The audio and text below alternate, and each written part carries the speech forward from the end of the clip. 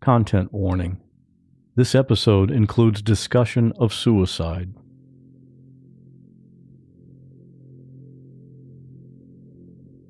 I had a scary experience with fire when I was a kid. I grew up in Ohio in a little town called Westerville. At the time I was probably around 12 or 13. This was on a Saturday, and I was hanging out with some of my friends from around the neighborhood. We were just doing stuff that kids do, mostly setting up ramps and jumping our bikes over them. At some point we were walking around in kind of a wooded area, not the deep forest, but we were kind of off by ourselves, out of the sight of any adults. One of the guys had brought a lighter, and he was just flicking it, finding little sticks to light on fire. I guess as a preteen boy, this is pretty fascinating. It also had a little element of excitement because we all knew this was something we really weren't supposed to be doing. Eventually, he had a few sticks on fire, which he was holding, and when the flames got big, he kind of panicked and dropped them. Of course, that meant the dry grass on the ground caught fire, and all of a sudden, things were starting to get out of control.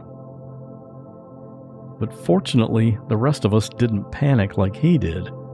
We all got together and stomped out the flames before they got very big.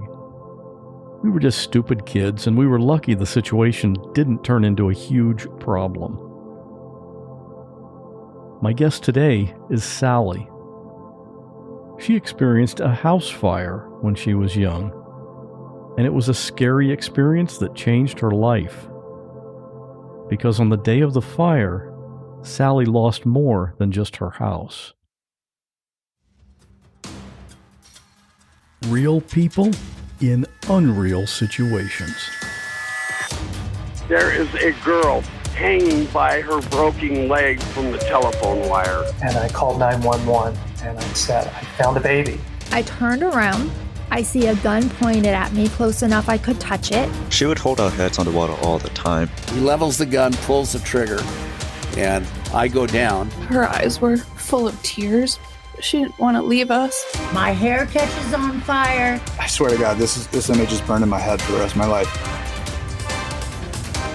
I'm Scott Johnson, and this is What Was That Like?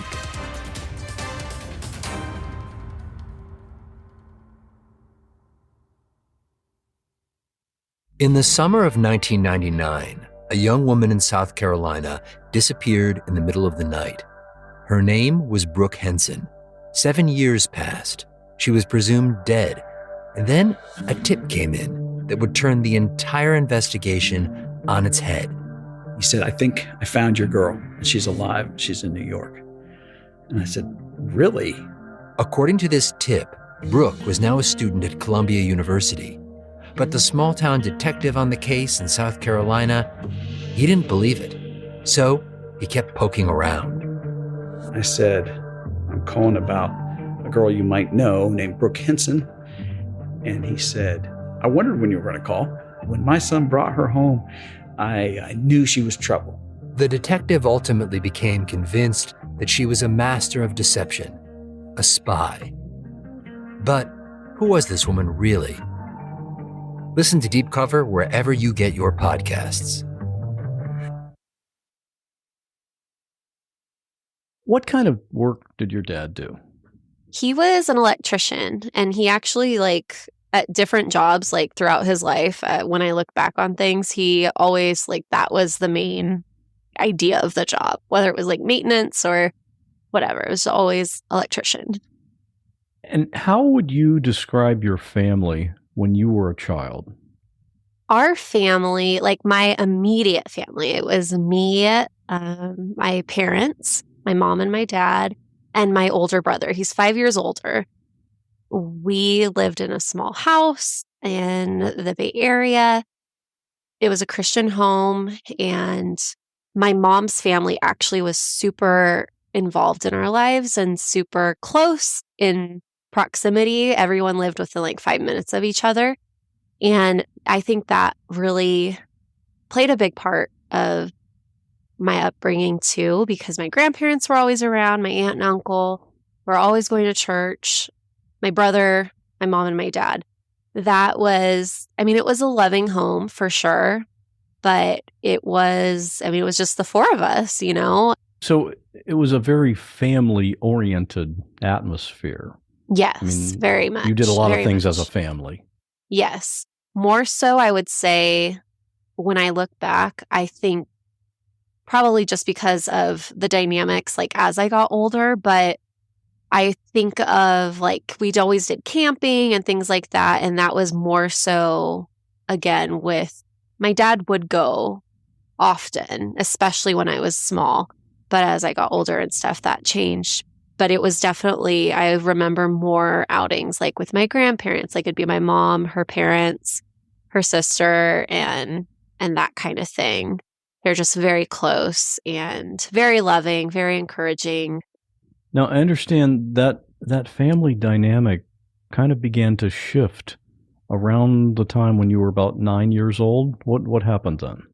My dad worked as an electrician for, it was a pretty large company. Again, it was in the Bay Area. It was called NUMI, stood for New United Motors Manufacturing Incorporated, I think. I could have gotten that very wrong, but it was something to that effect. They manufactured Toyotas. It was this huge plant, brought a lot of jobs to the Bay Area and everything like that. And I guess one day I remember coming home from school and he was home, and that was not normal. And they told me that he had fallen and hurt his back. And as a child, I didn't really think much of it. I just thought, oh no, like, I hope you're okay. And not thinking that it was going to carry on for years and become such a impactful moment in my life too. And for, I mean, especially for my dad, both my parents, everybody, you know, everyone was affected by this. Right, because it caused him to not be able to work anymore, right? Correct. Yes. He had fell, I guess, off of a platform at work just onto his back. And at that point, I guess it had done something to his discs. I don't fully understand. He had like a herniated disc or something. I don't know all the medical terms, but basically they had diagnosed him as being like 70% disabled after that took place. So it definitely prevented him from returning to work anytime soon. That's always difficult. Like, especially back during that time and that era, perhaps, the man is the breadwinner. Yes. And it's kind of something that men would identify with, that, yes. Wow, I can't provide for my family anymore. Did he indicate that he felt that way at all? Oh, 100%. Like, and especially our family dynamic, I would say it was very much more on that traditional, quote unquote, traditional side. My mom stayed home with us. My dad worked, and he was the sole provider pretty much in the financial aspect of things. And I knew even then that it was hard for him. And of course, looking back and being able to really think about it, I know that was a huge portion of like his struggles mentally and emotionally was, who am I? Like, what good am I, kind of, now that I can't do anything for the most part? Not to mention, was he in pain from his injuries? Did that continue? Yes. Generally, he couldn't sit for a long period of time. He couldn't stand for a long period of time. Just lots of medications to try to cope with that, which led to more issues too. Was speaking with my brother recently and just kind of going over things and how he remembered different, times that we had. And he had brought up something that I had forgotten too, that like at one point my dad couldn't even stay awake. You'd be talking to him and he'd just fall asleep. And I was like, wow, I totally forgot, how much like the medications and just everything that he was on trying to just like mask the pain. It was a lot. Yeah, that's a lot to deal with, not just for him, but for the whole family. Right. What happened when you were 11? Obviously, it had been a few years since he had fallen. within that time, again, he was prescribed lots of medication, and just there was a lots of emotions, lots of uncertainties. I think my mom was working, like doing some kind of like decorating business, I believe, at that time. So trying to bring in money, things were just stressful. My dad's sense of purpose, all of that was kind of just slowly but surely kind of just crumbling away. And again, I was a child. I knew things were tense at home, but I didn't truly think much of it. I also do want to point out too, like as a child, I was a daddy's girl, if you could ever know one. He would help me set up my Barbie toys and things like that. So I always like grew up really just loving my dad and just being so, wanting to hang out with him and things like that.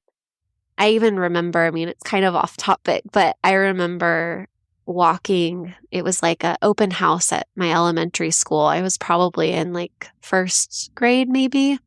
I remember walking down the hall with my dad and I was holding his hand, and I remember one of our very loved janitors that everyone knew and everyone loved had walked by us, and he told my dad, you better soak up these moments. One day she's not going to want to do that. And I remember thinking, what is this man talking about?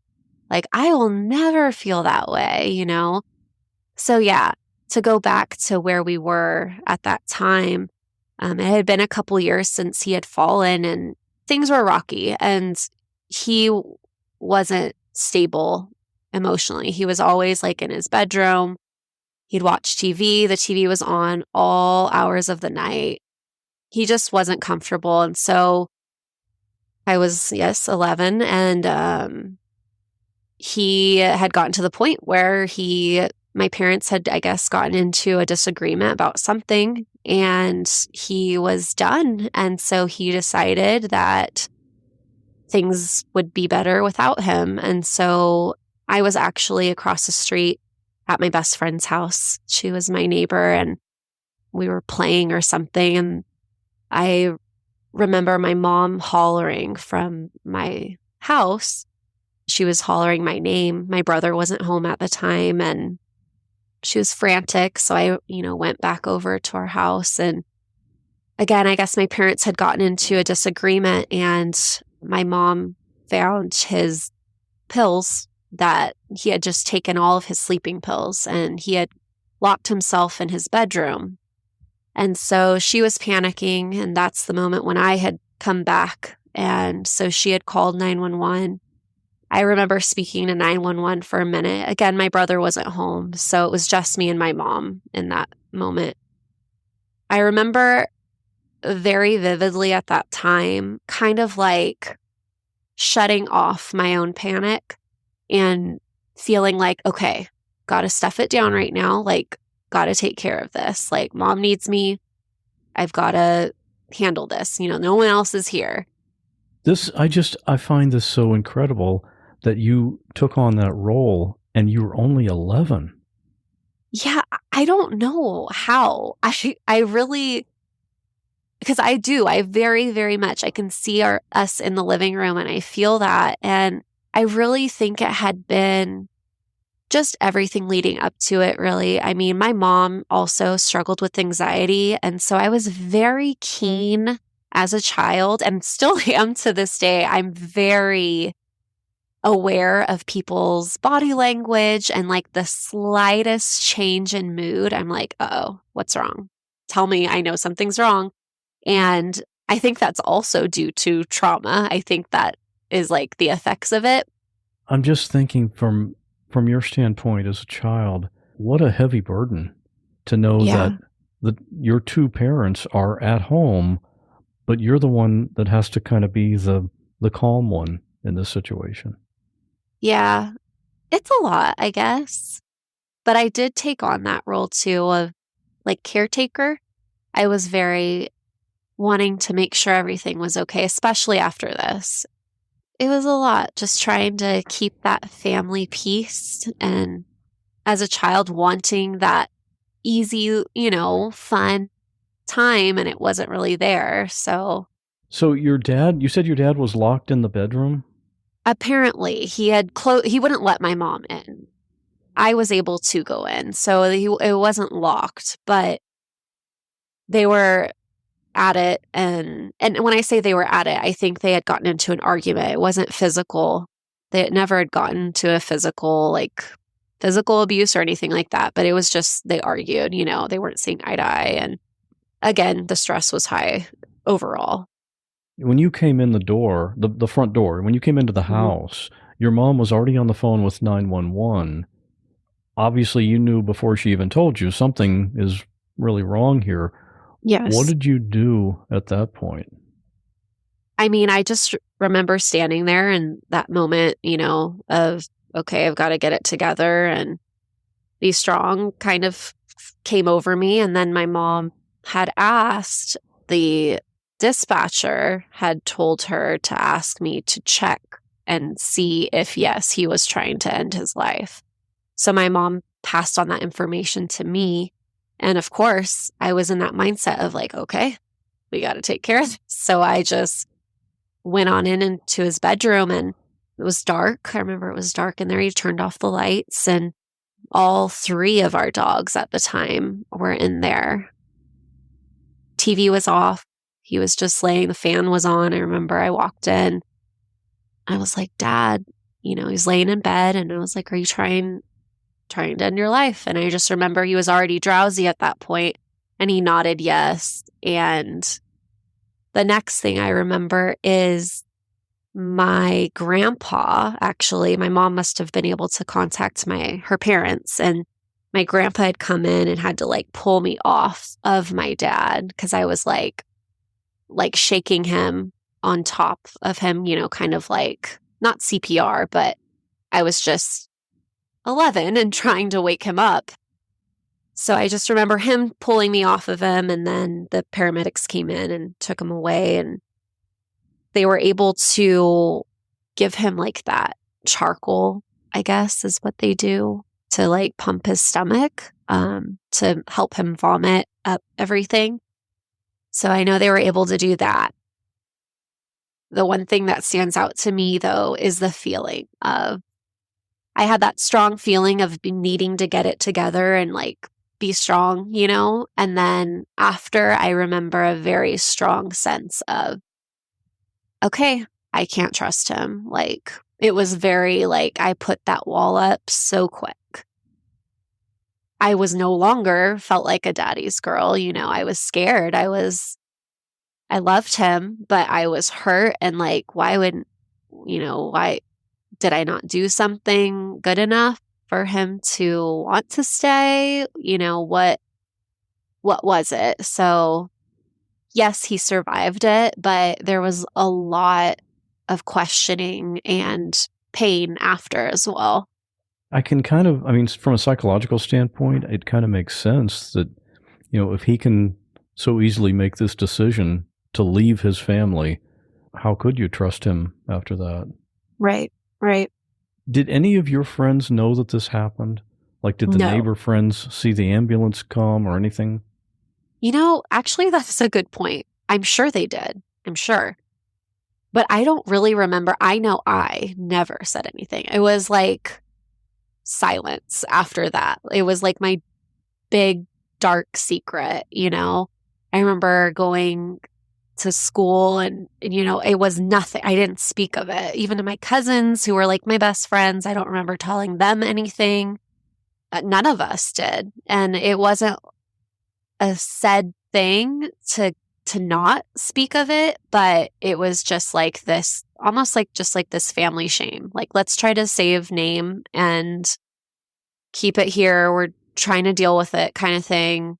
No one needs to know. Obviously, my grandparents, my family knew, my close family. I'm sure my cousins might have known. I don't know, but I never said a word, And even to my friend across the street, who knows what I said? I imagine I just brushed it off and was like, oh, my dad got sick. I don't know. Boy, if there's ever a situation where family counseling for all of you would have helped, just to talk about it, and man. Yeah. Well, we actually did. Again, it wasn't really pleasant because obviously my dad was in a mind state where he had wanted to end his life. And so now he's living with life after that and still struggling and still dealing with all these things. And now all of us are also, struggling with the fact that he wanted to do that, and just the whole situation. It was just never, like, you couldn't get out of it. Like, our home, it just felt like it was so chaotic inside. Even though there was so much love, obviously, like, we wanted to make it work, but it was hard. And we did go to counseling, and I remember all the time after that, like, if anything happened, I'd be like, Mom, we call Dr. So-and-so so he can talk to Dad, And she'd be like, well, Sally, I think your dad needs to talk to him. It was just, he was like my savior at that time. Like, okay, maybe he's going to make it better, this doctor, this psychologist. And I think it helped us probably process it a little bit, but it didn't last very long. That's a pretty big, dark secret for a preteen and or teenager, to carry around all the time. Yeah, it really makes you think, like, you never know what kids are going through, what anyone's going through, just trying to day by day get through it. The teen years are stressful enough when without adding something like this into it. So that story was really kind of just to set up the story of what we're talking about today. Mm-hmm. If we fast forward a few years, you're 18, and what was your relationship like with your dad and your mom at that time? My mom and me are so close. We're like very similar as well. We talk the same. I just love her to pieces. And at that time, it kind of felt like she was almost like a single mom. She did everything with my brother and I. She would take us places, all of that. So we were very close. We leaned on each other a lot. And again, things were still stressful. And I was also a teenager. So those years leading up to being 18, I was not only like dealing with, our home life and trying to deal with all of that, but also being a teenager and rolling my eyes. Like, my dad would love to like lecture me. And now I look back on those with a smile, but it was so annoying. And I'd be like, oh my gosh, like, why are you telling me these things? Like, okay, be careful out there, just being a dad in that sense. So I just did not want to really be around him all that much. And he had told me even at one point, I don't know how old I was, but he was like, I don't know if he said talk with me or connect with me. He's like, you're getting older and I don't know. And I remember thinking, oh, you're just so annoying. Like, stop. Like, yeah, at 18, again, I loved him and I wished things were different, but it just felt like he was always there.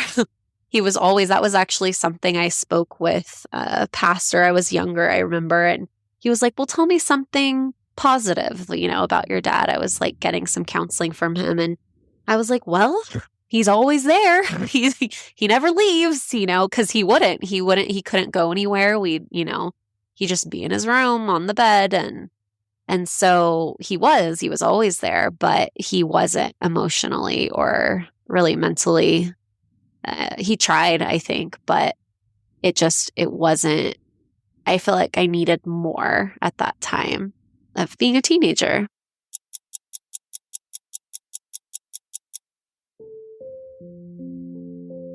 Hello and welcome. I'm Katie, the creator of the Women's Meditation Network and your guide on the Sleep Meditation for Women podcast.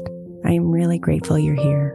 This podcast was created out of my desire to create what I was craving for a long time. Sleep meditations that spoke to what I was feeling at the end of the day, or addressing the thoughts that were running through my mind and keeping me from sleeping. Meditations that would not only help me calm my body and mind, but really fill my soul. I hope that this library of sleep meditations does exactly that for you.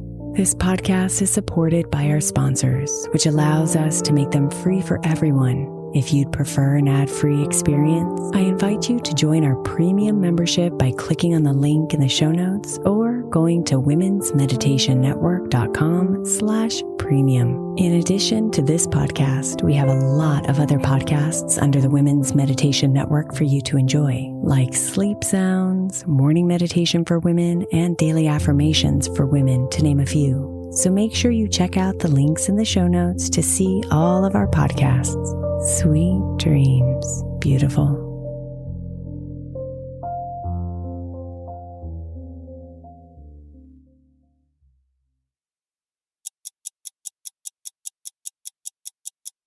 Again, I was 18, just turned 18. I turned 18 in September, and I had just graduated high school. And so I was working at a grocery store, and I still remember like getting off of my I think I was a bagging, like the courtesy clerk is the name. I was like the bagger, bagged groceries. So I got off of that job and went out to my best friend's house, and we were finally hanging out with these guys that we thought were the coolest thing. And they were having like a house party, and we didn't really do a whole lot of party kind of things at that age. So we just drove around most of the time and just had fun.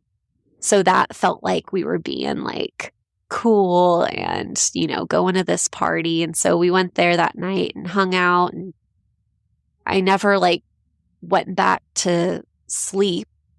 We might have like gone back to her house, but I never changed out of my clothes from that day. Like we were just out. And so that morning, from my house to her house was kind of a drive. I think it was like 40 minutes. So I went to her house like every weekend, and we always hung out, and we still always hang out. She's like my sister basically now. I remember leaving that morning in my same outfit. Of course, I was leaving because I was going to go to church.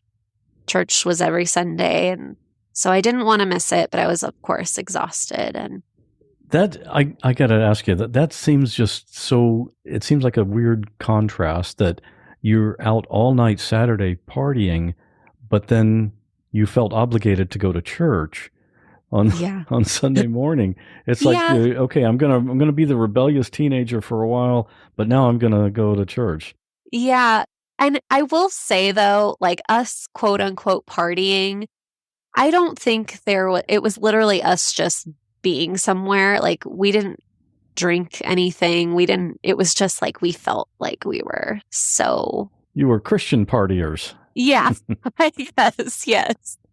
We were just trying to, be cool and whatever. But still, I mean, it was that sense of like, okay, like I need to like get back to my roots kind of thing, like back to church. Like, and I loved church. I really did.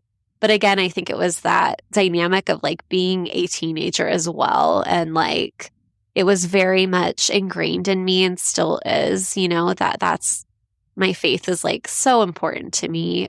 But also I was a teenager and I wanted to like have fun and to hang out with these guys that we thought were the coolest things. So you got back home early in the morning then on Sunday morning. Yes.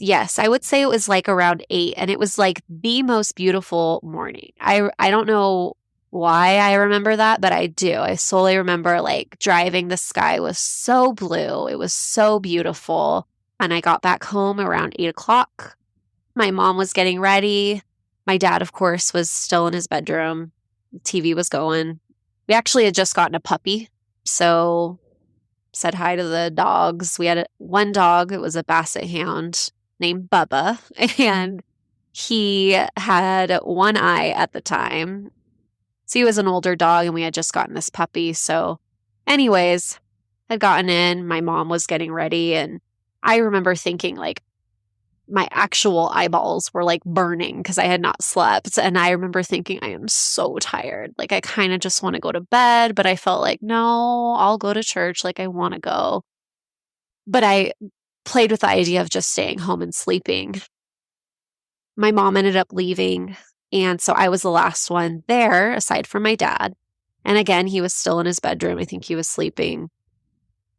I closed all the doors because, again, we had this puppy, so we wanted to make sure that he wouldn't get into anything.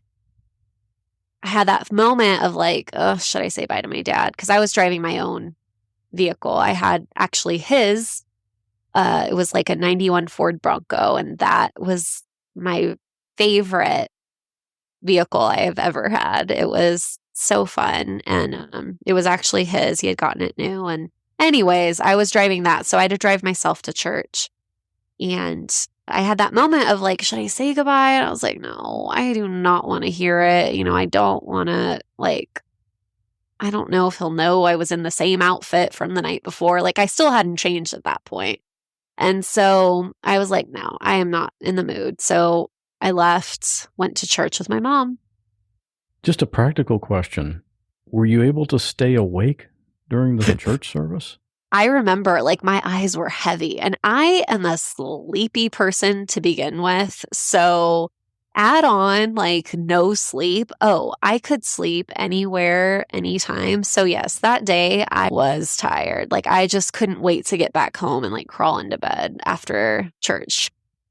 Got through church, and I think we had gone to the early service. So we were done a little bit before like lunchtime for us. And so we were headed back. Again, my church was really, really close to where I lived. I would say it was at the most a 10-minute drive. So it wasn't very far, but I remember I was kind of following my mom, like not directly behind her, but she was ahead of me, and we were heading back home. My brother, he was married, and his wife was pregnant, my sister-in-law. She was pregnant at the time. So he wasn't living at home at that time. So it was just me and my mom that was living there. And so I was following her home, and I still remember where I was when she called me on my little flip phone. She called me and she said, Sally, our house is on fire. Our house is on fire. And I was like, what? What are you talking about? And I remember my stomach like dropping. I was on this residential street, and I was next to this one church. And I was behind this man, and I needed to turn left at the stop sign. And I was waving my arms. I was honking. He probably thought I was a lunatic. Like, I was in such a panic at that moment, like thinking like, what is going on? Like, our house is on fire. It's not something you really think happens, you know? And so I went down. I finally was able to turn left, and there was a street that ran parallel with these railroad tracks that our street was off of. And the speed limit is 25, maybe 30. And I was going 70 on that road in my Bronco.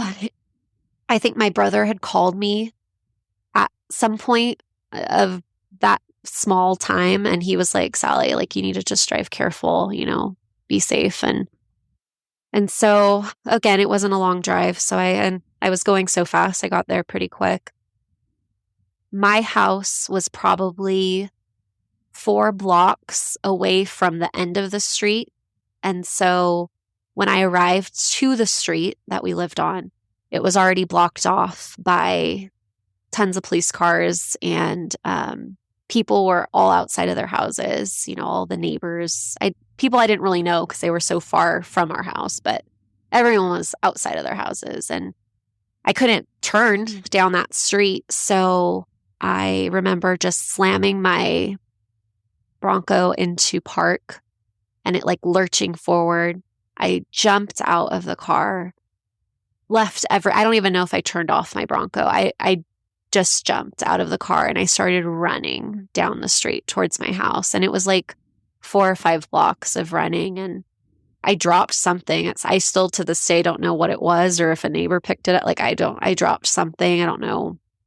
I have no idea if it was like a keychain or I don't know.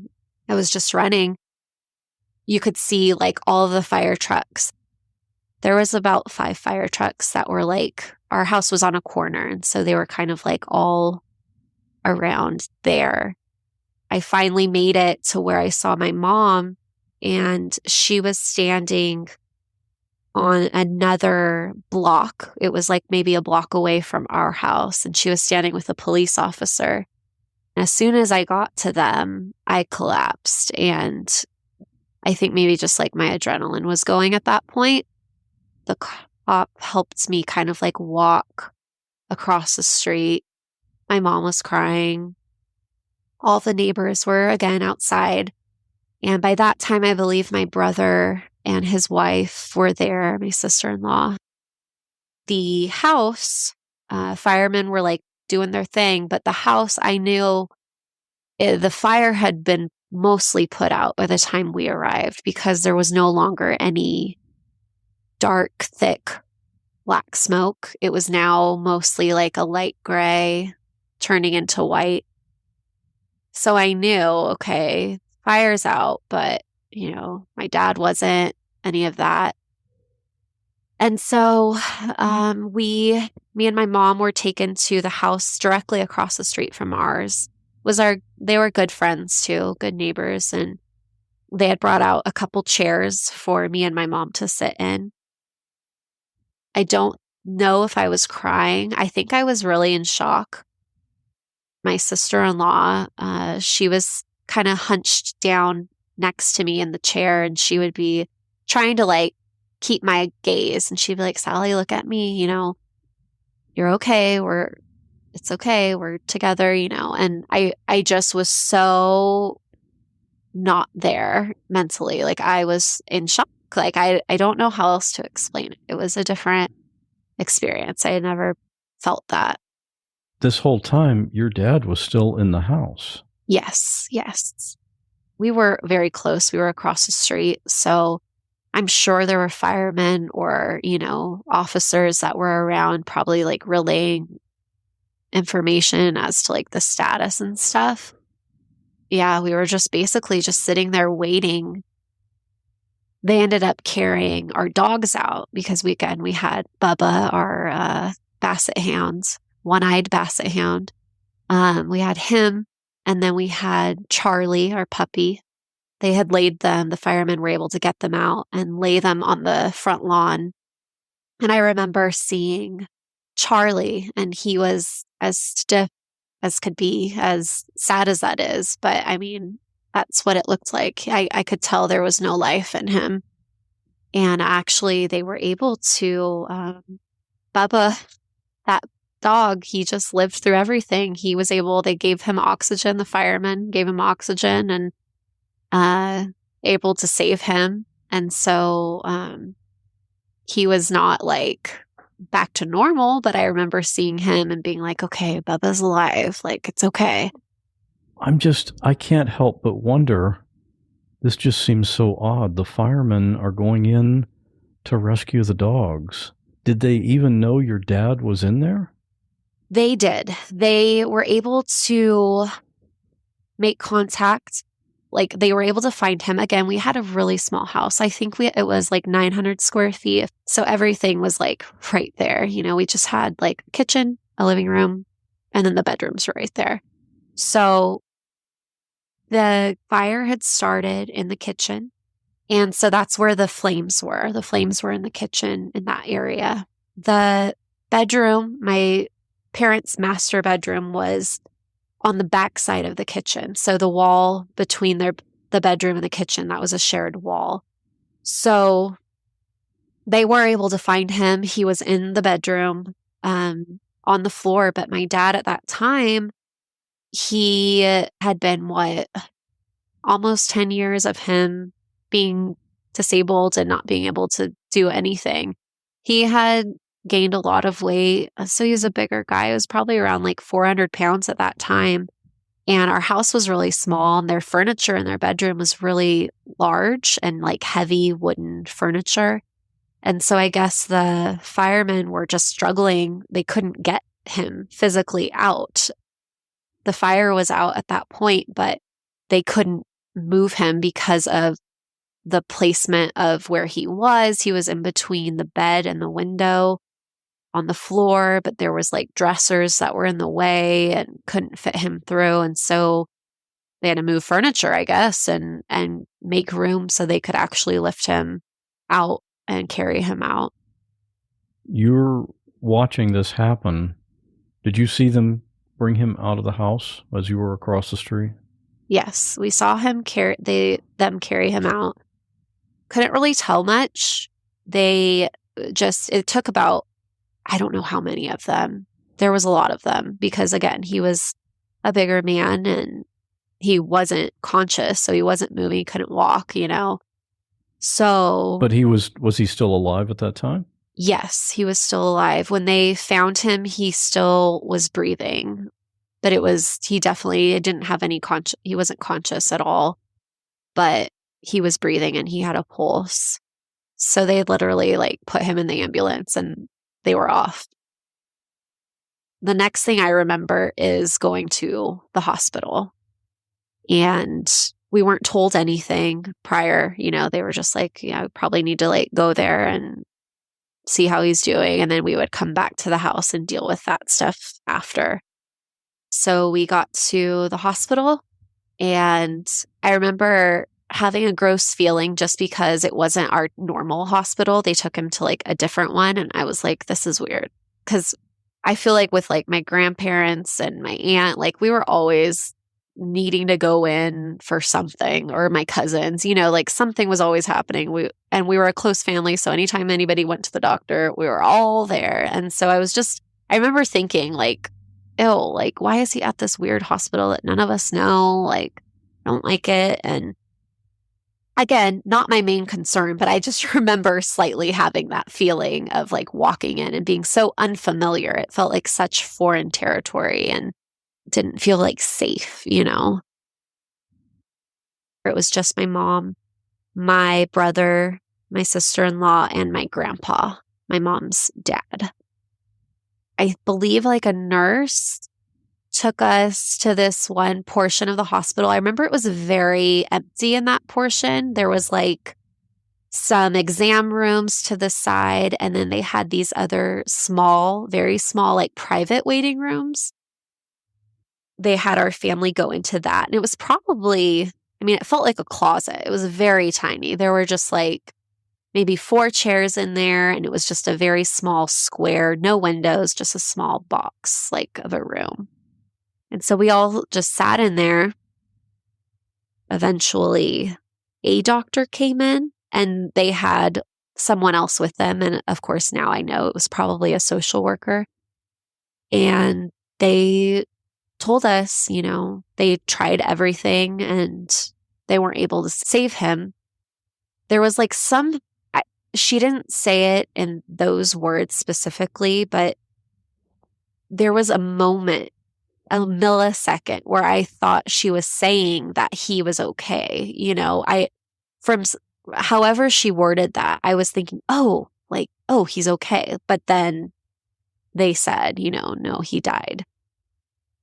I just remember everyone kind of wailing, maybe. I immediately threw myself on the floor. I didn't even think twice. It just happened. Suddenly, I was on my knees on the floor, just crying and in disbelief, basically. It was just so surreal at that moment. Yeah, it's a whole flood of various emotions when you get news like that. Yeah, definitely. Do they know how the fire started? Was Yes. this another, was it a potential suicide attempt again, or what happened? That was something that I kind of had thought about, but they actually did do a inspection, of course, as they would. And they had found that there was some kind of, I don't even know what to call it. It was a connection blue or something in the wall. And it was an electrical fire. And apparently my dad which was, again, kind of made me wonder because he wasn't really a big coffee drinker, but that day he decided to make a pot of coffee.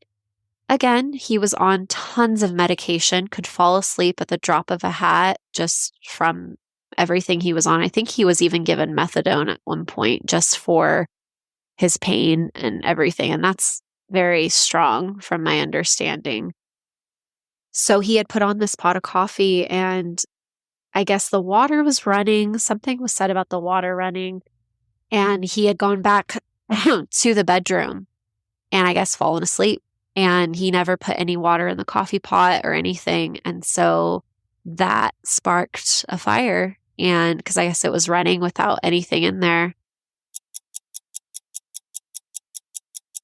Recently in the podcast Facebook group, someone asked me what podcasts I like to listen to. And I had to look at my phone because that list does change sometimes. But there are only a few that I've been subscribed to for a very long time. And one of those is The Jordan Harbinger Show. If you like a show with a really wide variety of guests, here you go. Jordan has everyone, from astronauts to authors to athletes, maybe a scientist, or sometimes former major criminals. These are people who have had some experiences like you won't believe, and Jordan gets them to tell some amazing stories, and we all love that. One of the episodes I loved was with Mike Rowe, the guy you know from Dirty Jobs. And he also has a podcast called The Way I Heard It, which he also turned into a book. And then there was Jordan's amazing conversation with Scott Young. This guy has mastered the art of ultra learning. He actually learned 4 different languages in 1 year. It's always something different and interesting, and there's no way to predict who you'll hear on the next episode. For some episode recommendations, check out jordanharbinger.com/start. Or search for The Jordan Harbinger Show. That's HARB as in boy, IN as in Nancy, GER on Apple Podcasts, Spotify, or wherever you listen to podcasts. And thanks to The Jordan Harbinger Show for sponsoring this episode. My mom had shared with me that I didn't realize, I guess 3 weeks prior, they had just gotten our house rewired. And of course, my dad's an electrician. He could have done it, but his health was not allowing him. So they had hired somebody to rewire our house, and everything was like in proper working order. Like it shouldn't have happened, but I guess it was due to him not filling up that coffee pot and falling asleep. And I will say too, the fire alarms. We did not have working fire alarms in our home.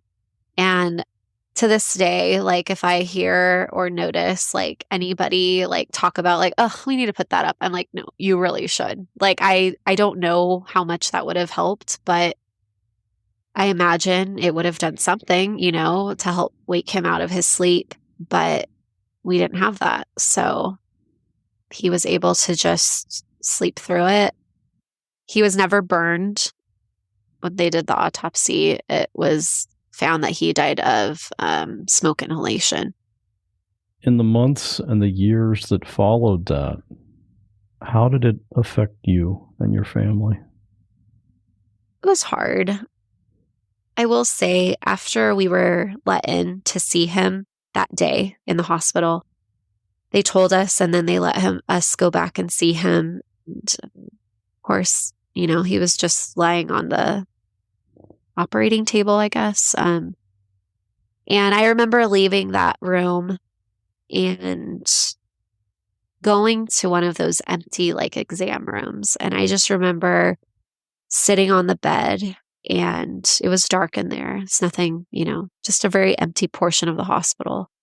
And I remember thinking, I was the worst daughter. Like that was the voice in my mind, was like, I was a horrible daughter. I didn't say goodbye. I didn't treat him the best that I could have treated him. And it took me years to like be able to admit it, but I had a sense of relief.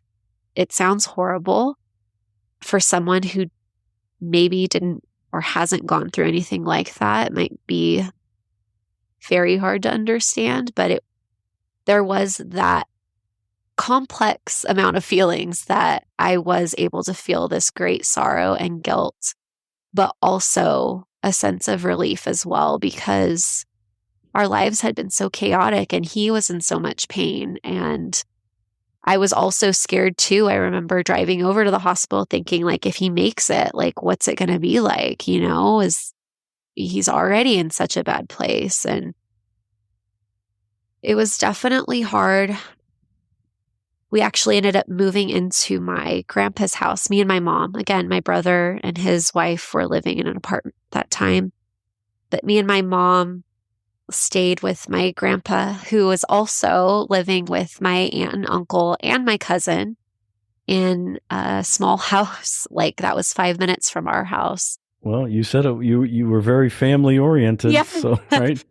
Yeah. And honestly, that time, like, there was 6 of us in that house and 1 bathroom. And I never remember any issues with like sharing the bathroom or anything like that. And it was really special. I mean, of course, like everything, we had just been like uprooted from our home. We had to like go like pick up clothes, you know, that day. We were living out of like bins, you know, that we could fit in the bedroom we were staying in. But it was a really special time to be together and have that healing time together, and just the support that we had and the love, you know. I think that really was a huge part of getting through it. There's something about when a group of people, whether it's a family or even any other group, when you have a shared big experience, it's like it bonds people in some way. Yeah. Yeah, for sure. I definitely think so, because it's just like you're able to lean on each other, you know, and it's this just like common bond, really. I understand you were diagnosed with PTSD at some point Yes. after this. Yes. The healing process, as I feel like for everyone that goes through anything, it's definitely not a straight line. You know, it's years, it's ups and downs. Initially, right after the fire, I did not go to therapy. I actually ended up just getting like counseling through my pastor at the time, which was a huge help for me. I mean, that's like therapy in a sense, you know. I was able to like voice my pains and my fears and all of that. And so that was very helpful. But I ended up eventually in college, they offered free counseling and therapy. And so that was, I would say that is when I really started my deep dive into understanding myself and getting healing, like from all of that, you know, my childhood and different traits that I had picked up along the way. And I eventually, I would say I was probably in therapy for at least 5 years, at least. I mean, off and on, I would say maybe like 7 years, maybe more. But it was finally, I think it was after I graduated college, and a lot of stuff came up after that. And I think because maybe I was so focused in college and it was so structured, and I had like, you know, I was able to keep my mind busy, and it was like my main focus for 4 years. And I think after that is when things kind of came to a head, and I was in my 20s, and I was just really like learning who I was and understanding why I was the way I was. And so, I was eventually diagnosed with PTSD, and that was really hard for me. I never wanted to tell anybody because I was like, oh my gosh, that doesn't happen to normal people. That's just like a soldier, you know, overseas. Yeah, there's a stigma.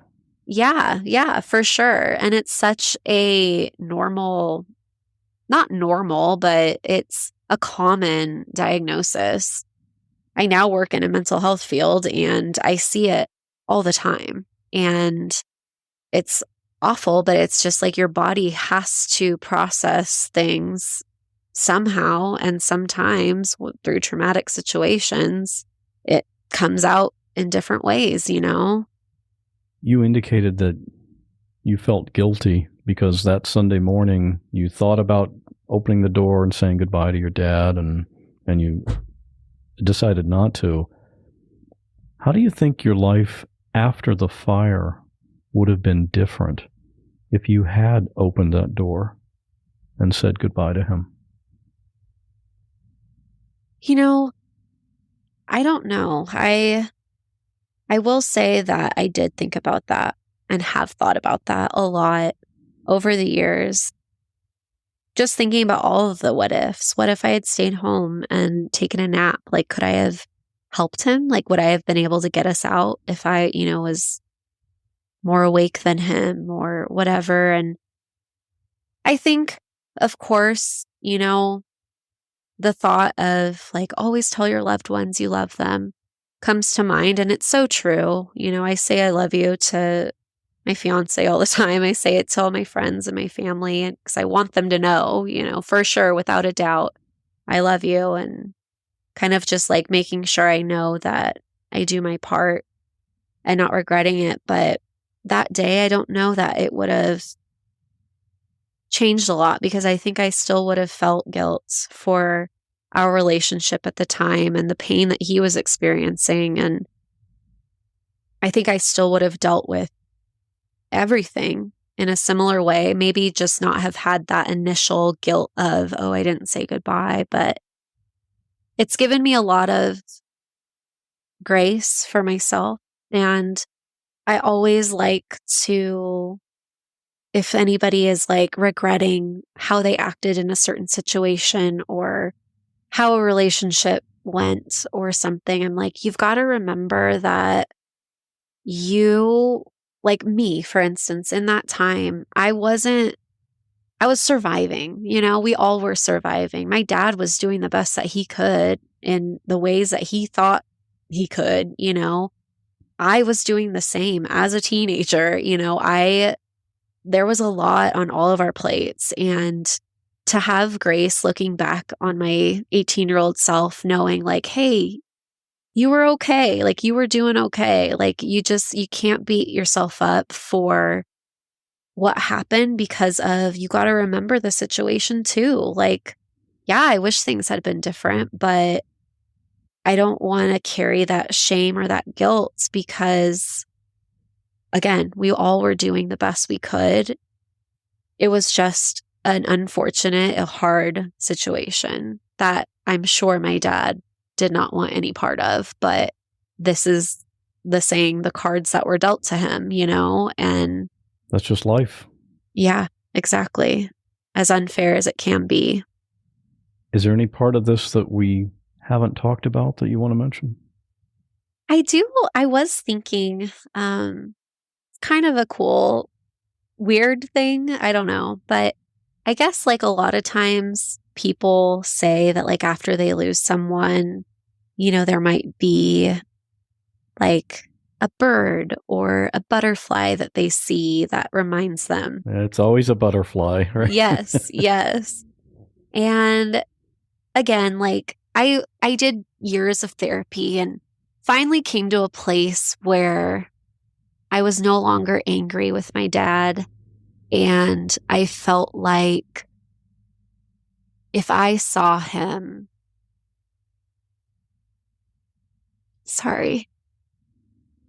if I saw him today, I truly, truly, truly believe that there would just be love there and no guilt, no shame for both of us, because I'm sure I can't speak for him really, but imagining what he felt throughout his life, like I'm sure he held a lot of guilt as well, not being able to be who he wanted to be.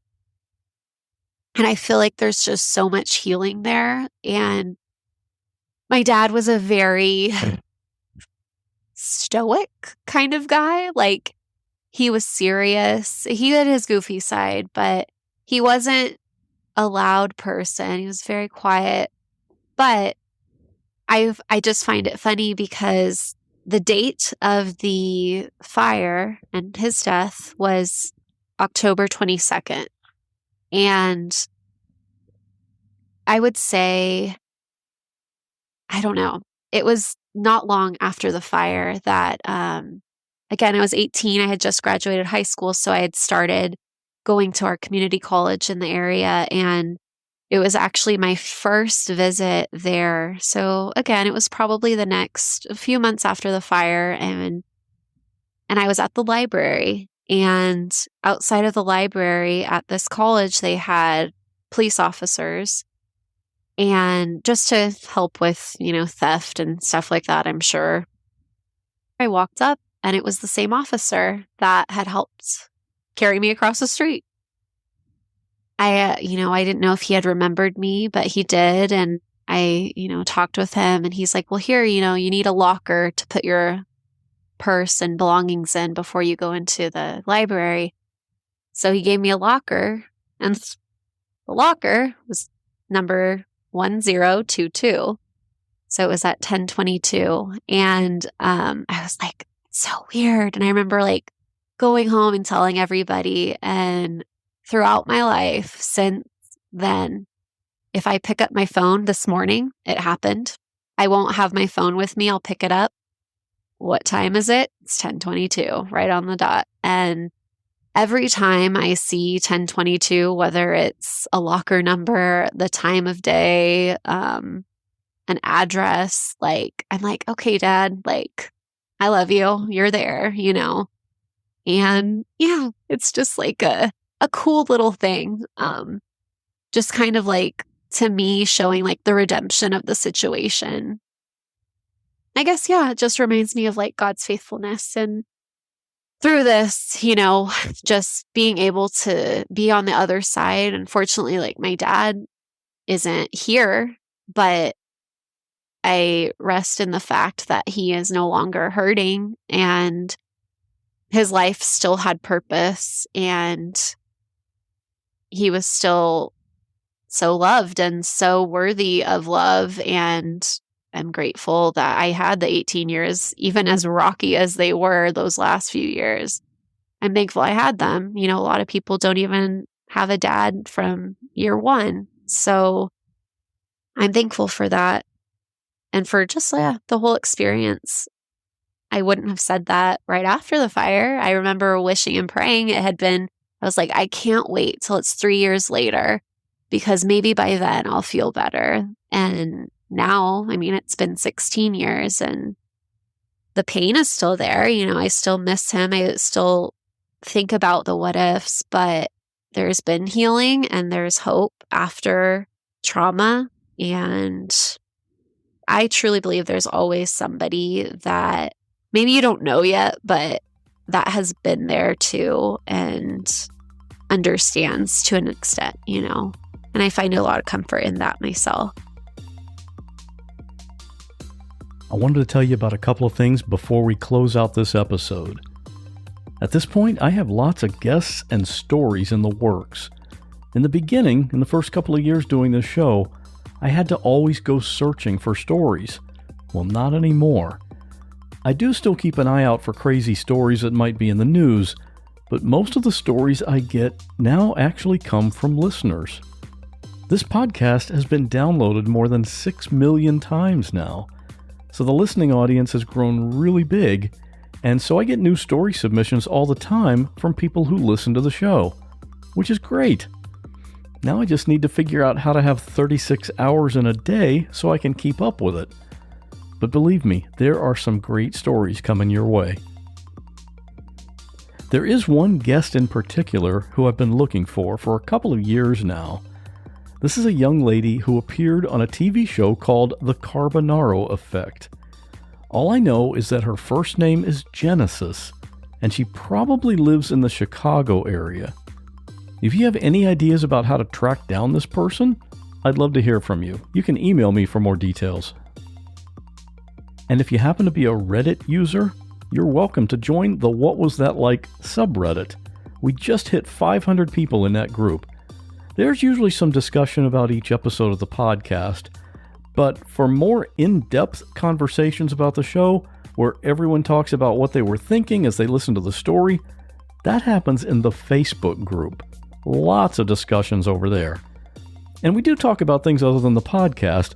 I recently posted this question in that group. A very simple, seemingly innocent question. I just asked, do you wear socks to bed? And wow, do people have something to say about that? For some people, it's, yeah, I always wear socks in bed. But other people are like, socks in bed? No way, I'm not a psycho. I never would have thought this was such a lively topic, but it's definitely fun seeing the responses. So come on over and join us, whatwasthatlike.com/Facebook. All right, it's listener story time. If you're new to the show, every episode of What Was That Like ends with a story that's been sent in by a listener. It can be happy, sad, funny. It just needs to be something interesting that happened to you that you can tell in about 5 minutes. If you have a story you want to tell, record it on your phone and email it to me at scott@whatwasthatlike.com. In this story, we hear about a scary experience in Hawaii. Stay safe, and I'll see you back here in 2 weeks. In the early 1990s, I lived in Honolulu, Hawaii, on the island of Kauai.